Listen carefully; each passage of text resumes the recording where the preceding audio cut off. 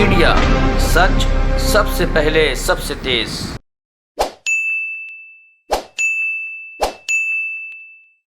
दोस्तों, हर मोर्चे पर विफल हुई है मोदी सरकार, चाहे रसोई का खर्चा हो या एलएसी का मोर्चा हो। और भाजपा की नाकामी से देश की हालत हुई है पतली। असल मुद्दों से गुमराह करने को बनाया गया है ईडी को कठपुतली। And I'll just demonstrate to you how many burning issues are being neglected, ignored, or not talked about. And yet the back-to-back actions by ED are used as an attempt to divert, digress, and deviate the attention from these burning issues, from the inefficiency, incompetency, incapability of governing this nation by the ruling party. तो दोस्तों, पहले कुछ मैं आपको संक्षेप में उदाहरण दे रहा हूँ जिसके बारे में बात नहीं होती है, जिसके बारे में जवाब नहीं मिलता है।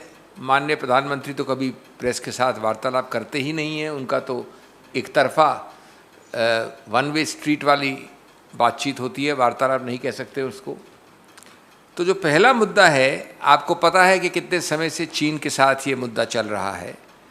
लेकिन दुर्भाग्य की बात यह है कि सैकड़ों एकड़ या बहुत बड़ा इलाका लद्दाख में, और आज अखबारों ने इसको प्रकाशित किया है, खुलासा किया है, वहाँ के जो भी गांव के लोग हैं, जो चराहे हैं, जो वहाँ के ज़मीनों पे अपने जानवरों को चराते हैं, उन्होंने बड़ा स्पष्ट कहा है कि कम से कम 3 ऐसे बड़े, बहुत बड़े चराने वाले इलाके जहाँ पर भारतीय विलेजर्स, गांववासी, ग्रामीणवासी जाया करते थे अपने जानवरों के साथ, सदैव दशकों से उसको एक प्रकार से दे दिया गया है, क्योंकि उसको बफर जोन बनाया गया है।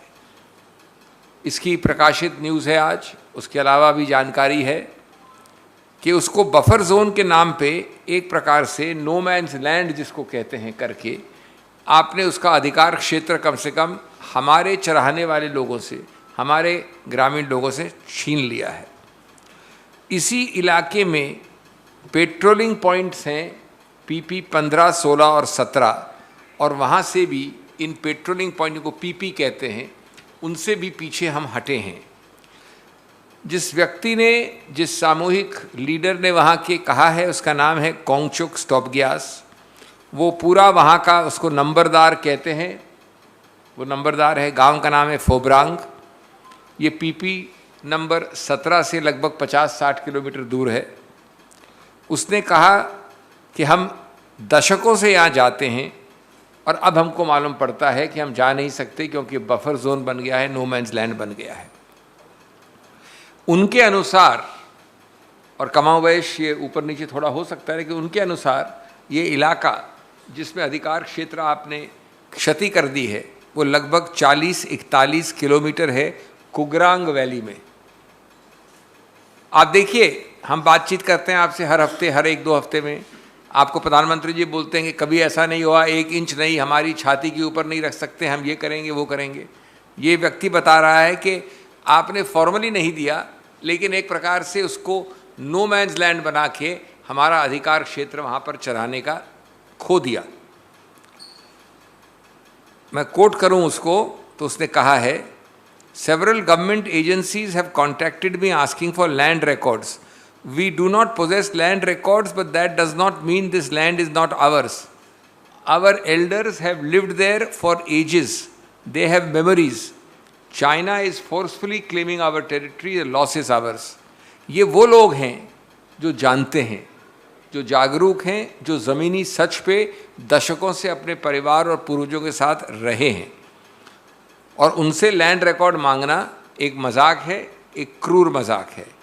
तो हम पहले तो ये पूछेंगे माननीय प्रधानमंत्री से कि जो इतनी बड़ी बड़ी बातें होती हैं, इतने बड़े इवेंट मैनेजमेंट्स होते हैं, साथ साथ इसका भी कुछ खुलासा करें, बातचीत करें, वार्तालाप करें। दूसरा, और मैं इसलिए बता रहा हूँ क्योंकि इसके संदर्भ में ऐसे कई इशू, में 2-3 ही सिर्फ उदाहरण के रूप से कहूँगा, ऐसे कई मुद्दे एक तरफ और आपको हर दिन ईडी की तरफ ले आया जाता है। दूसरा ऐसा मुद्दा है कीमतें, विशेष रूप से खाद्य पदार्थ की। आपको आश्चर्य होगा, क्योंकि अब इतनी आम बात हो गई कि हम बात करते हैं कीमतों की, कि इस हफ्ते 8 दिन में, मेरे शब्दों को ध्यान दें, एक हफ्ते 8 दिन में 40 से 50% खाद्य पदार्थ की कीमतें बढ़ी हैं, यानी आधी से ज़्यादा बढ़ गई हैं 7 दिन में।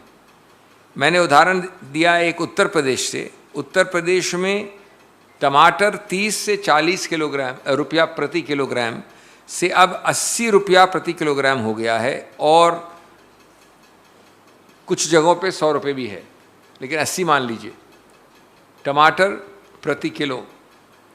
ये हुआ है लगभग 8 दिन में। नंबर 2, इस तरह के बहुत उदाहरण है, मैं सब नहीं दूंगा, लेकिन देखिए आप, कैप्सिकम 80 किलोग्राम है, 80 रुपये प्रति किलोग्राम है, बैंगन 40 रुपये किलोग्राम है, प्याज 25 रुपये किलोग्राम है, गोभी, फूल गोभी 40 से 50 रुपये प्रति किलोग्राम है, इत्यादि इत्यादि। दक्षिण से उत्तर, पूर्व से पश्चिम के सभी हमारे पास आंकड़े हैं। दक्षिण से आई है रिपोर्ट कि धनिया लगभग 80-90 रुपये, और 30 रुपये से 80-90 पहुंचा है 8 दिन में, यानी दुगना हुआ। इस केस में दुगना नहीं, तिगना हो गया।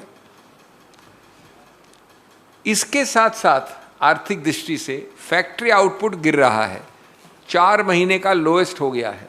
एक तरफ कीमतें बढ़ रही हैं, दूसरी तरफ फैक्ट्री का उत्पादन घट रहा है।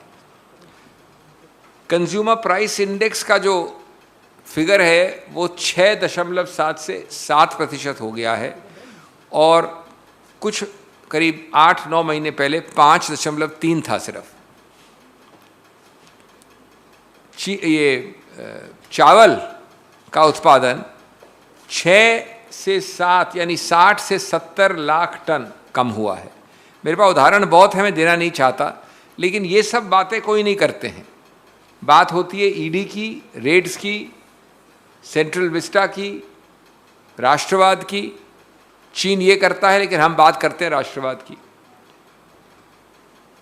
माननीय प्रधानमंत्री जी ने बहुत हल्ले गुल्ले शोरगुल के साथ कहा था आपको कि कोविड के वक्त एमएसएमई पैकेज है, इतना बड़ा पैकेज है, व्यापक है, ये है, इत्यादि इत्यादि। आपको ये पता होना चाहिए कि कुछ ही महीनों में 16% एमएसएमई पैकेज के केसेस एनपीए बन गए हैं, यानी नॉन परफॉर्मिंग एसेट, जहां कोई रिकवरी का चांस नहीं है। 16%, 1/6। एक और उदाहरण, और फिर मैं जाऊंगा अंतिम बात पे। वो उदाहरण है महिलाओं के विषय में। मैं आपको याद दिलाना चाहता हूं, माननीय प्रधानमंत्री हमेशा अपने वक्तव्यों में, अपने भाषणों में महिलाओं के बारे में बात करते हैं। उनके प्रति हमारी मानसिकता और सोच को बदलाव की मांग करते हैं। उन्होंने कहा, हाल में मैं कोट करता हूँ, अनुवाद है, "A distortion has crept into our conduct and we sometimes insult women. We must pledge to get rid of this behavior." अभी सच्चाई क्या है? प्रवचन और कथनी और करनी में जो फ़र्क होता है, एनसीआरबी डेटा है, न मेरा है ना आपका है, एनसीआरबी डेटा है। 60 लाख जो क्राइम हुए हैं 1 जनवरी और 31 दिसंबर के बीच पिछले वर्ष, उसमें से करीब 500,000, that is 5 lakh cases were crimes against women, and this is an increase of 26.35% from 2016। 1/4 से ज़्यादा बढ़ोतरी है। इसमें अबडक्शन है, किडनैपिंग है, रेप है, डोमेस्टिक वायलेंस है, डाउरी डेथ है। सबसे घृणात्मक महिलाओं और बच्चियों की ट्रैफिकिंग है, उसके आंकड़े हैं, और इसमें सबसे अग्रणीय स्थान पर है उत्तर प्रदेश। ये सब एनसीआरबी डेटा है। और अभी हाल में, और किसी ने नहीं, प्रज्ञा ठाकुर ने येस्टरडे, कल बीता हुआ कल, ये कहा कि कई गांव मध्य प्रदेश में ऐसे हैं जहां परिवार फीमेल चाइल्ड को यानी बच्चियों को बेच रही है। ये उनका वक्तव्य है, हमारा नहीं है। और उन्होंने 3 गांवों का नाम लिया अपनी कॉन्स्टिट्यूंसी में और कहा कि यहाँ लगभग ये चीज़ 250 और 300 बच्चियों के विषय में हुई है। तो दोस्तों, अंत में क्या इसका निष्कर्ष है? मैंने 3 उदाहरण दिए, आप लोग 3 और दे सकते हैं और वो लोग 3 और, ऐसे 9 नहीं 90 उदाहरण हैं। लेकिन बात किसकी होती है? बात होती है कि मजाक ये है कि भाई आज क्या हुआ, आज बड़ा यूनिक दिन है, स्पेशल दिन है, आज ईडी की रेड नहीं हुई कहीं भी, आज किसी को ईडी ने छापा नहीं मारा, अरेस्ट नहीं किया। ये आपकी खबर है आजकल। आज एक बहुत व्यापक आंकड़ों वाली स्टडी रिलीज हुई है जो सब आपने पढ़ी है। उसमें बड़ा स्पष्ट लिखा है कि 4 गुना बढ़ोतरी हुई है ईडी केसेस में 2014 के बाद, यानी 1 का 4 हुआ है। 400% होता है 4 गुना। और उस 4 गुना में से 2014 के बाद 95% प्रतिपक्ष और विपक्ष है। इस देश में ईडी की जो बड़ी लंबी फहरिस्त है शेड्यूल में, वो कोई क्राइम बीजेपी से संबंधित व्यक्ति नहीं करता है। इस देश में पीएमएलए एक्ट की जो बड़ी लंबी चौड़ी फहरिस्त है, वो सभी घिनौने क्राइम आप और हम करते हैं जब तक हम बीजेपी से नहीं जुड़े होते हैं। 95% एंड अ 4-fold इंक्रीज। ये 2 ही अपने आप में, बहुत और आंकड़े भी हैं, आपने पढ़े हैं, मैं उनमें नहीं जाना चाहता। और आपको हर दिन एक ऐसा बताया जाता है कि इसने ये कर लिया, इसने वो कर लिया। आपका ध्यान जो है, ऐसा मैंने शुरू में कहा, डाइवर्ट, डाइग्रेस एंड डिविएट। तो हम आपको वापस लाना चाह रहे हैं आपके ज़रिए कि देश के जो ये बहुत महत्वपूर्ण मुद्दे हैं, इस पे जवाब दीजिए। हम जवाबदेही मांग रहे हैं। धन्यवाद। You don't want an English one? I think I've done both, so it's a mixed thing. बताइए साहब। Questions please. पहले इस विषय को ख़त्म कर लीजिए। हाँ,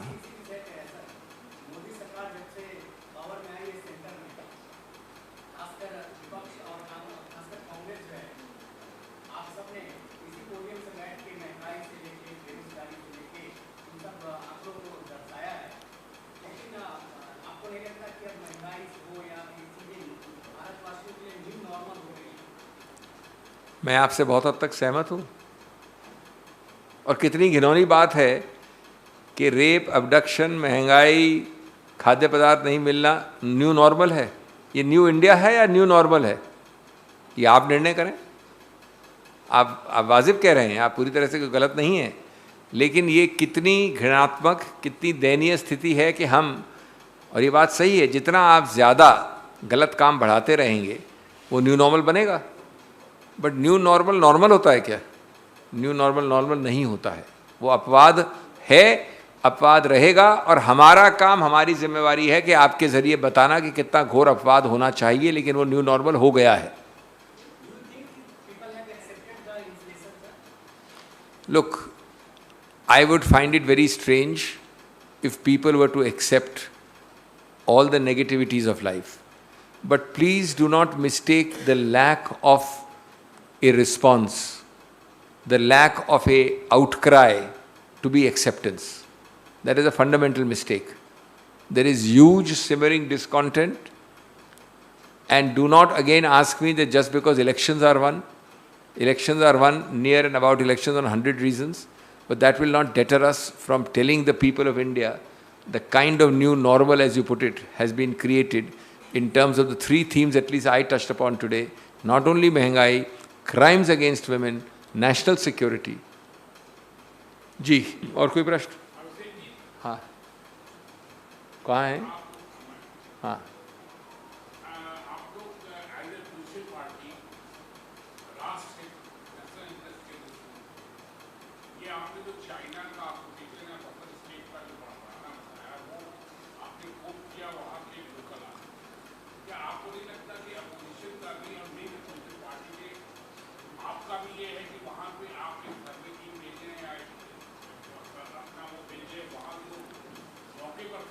देखिए, आप सही कह रहे हैं। पहला कदम होता है, ये सिर्फ कोई एक व्यक्तिगत राय नहीं है, उस पूरे इलाके के नंबरदार, नाम कहते हैं उसको।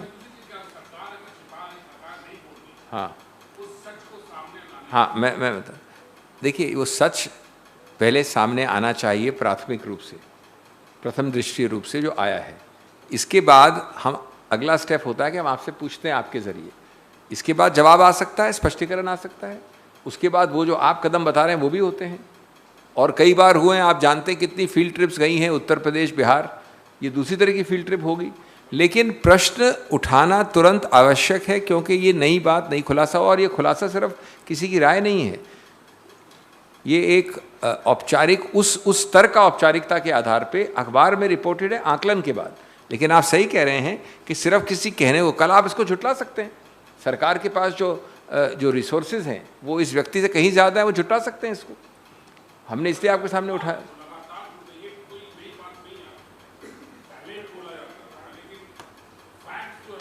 नहीं, फैक्ट्स देखिए, फैक्ट्स आए हैं ना, इसने आपको पूरा एरिया बताया है, वैली बताई है, नाम बताया है, अब आएंगे फैक्ट्स, और जैसे जैसे काम टाइम निकलेगा।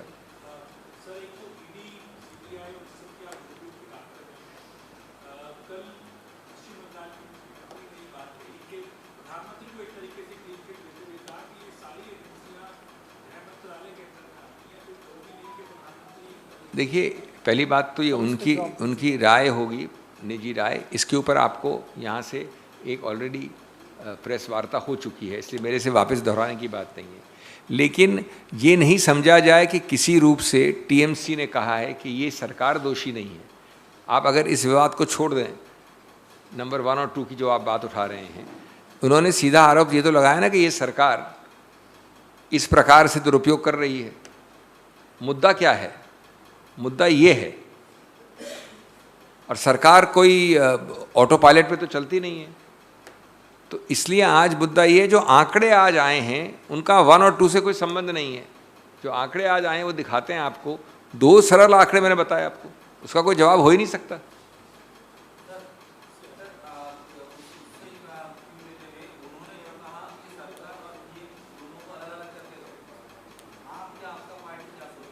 नहीं, हमने तो कल इसके पूरा बात पे आपसे पूरी प्रेस कॉन्फ्रेंस करके की है। कल एक दिन हुआ है, कल हुई, परसों ही, कल हुई थी, कल ही हुई है। वो हर दिन थोड़ी बदलेगा हमारा मत उसके ऊपर।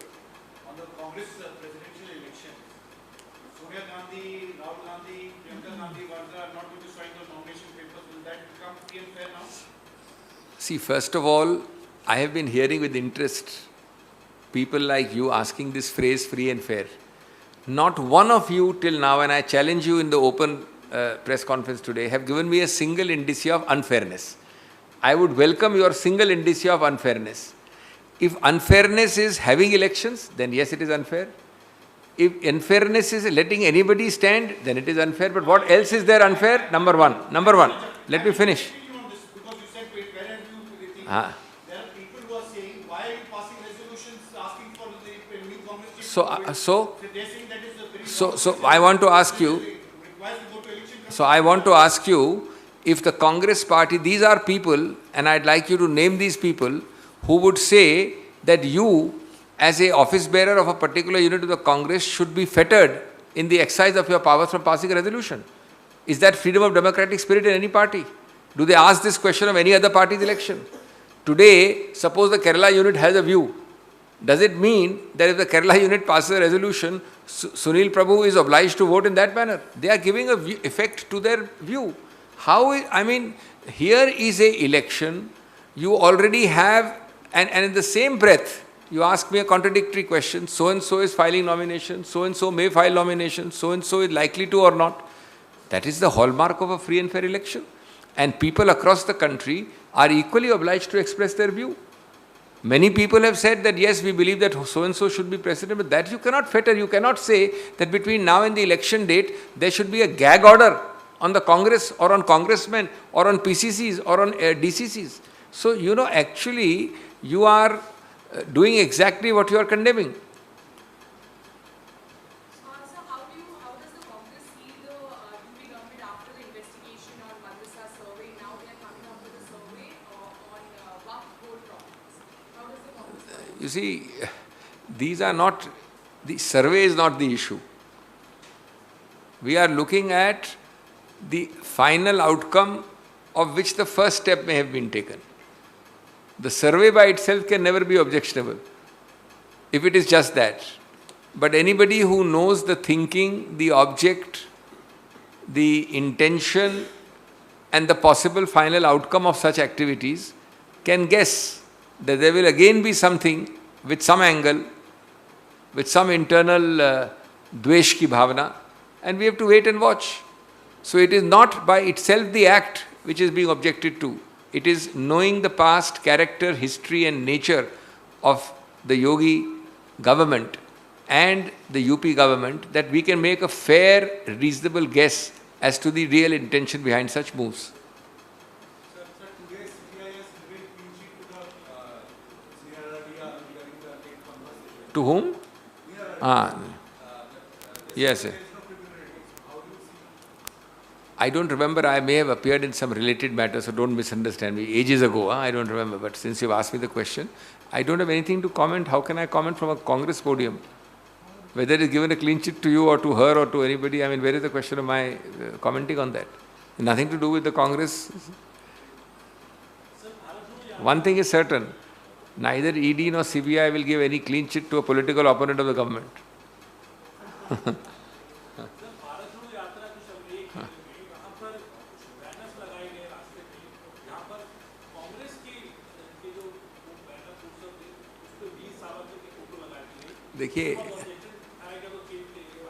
देखिए, हर अभियान में, भारत जैसे विशाल देश में, इतने बड़े समूह में हर प्रकार के लोग मिस्चिफ करना जानते हैं और मिस्चिफ करेंगे, करते रहेंगे। ये कोई नई बात नहीं है, हम इसके लिए तैयार हैं और आप जितना चाहें लगाएं। हम ये भी जानते हैं कि जहां आप आपसी वैमनस्य फैलाना चाहें या आक्रोश का वातावरण पैदा करना चाहें तो आपके दोस्त सरकारें कोई एक्शन नहीं लें। कई ऐसे इलाके भी हैं, लेकिन उससे हमारी यात्रा को कोई फ़र्क नहीं पड़ने वाला है। हमारी सोच बदलने वाली नहीं है, हमारा मंतव्य और गंतव्य बदलने वाला नहीं है।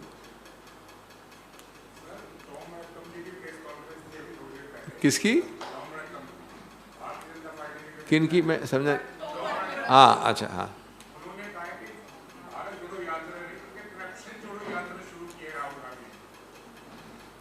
मुझे वो सुखद दिन याद आते जब यहाँ बैठते थे मेरे साथ वो। खैर, देखिए, इसमें कोई दो राय नहीं है कि इस यात्रा से बीजेपी सत्तारूढ़ पार्टियां सकपका गई हैं, घबरा गई हैं, बौखला गई हैं। इसमें कोई दो राय नहीं हो सकती।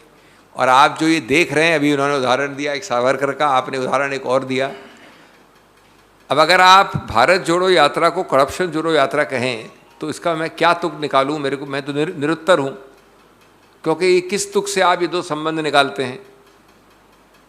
हाँ, ये कह सकते हैं आपके सकारात्मक ये होता है देश में अभियान करना है, हम भी करते हैं। कोई और ऐसी यात्रा की थी आपके मार्गदर्शक मंडल के लोगों ने कुछ वर्ष पहले, लेकिन इस प्रकार से मजाक उड़ाना मैं समझता हूं कुतर्क है और बेतुक है।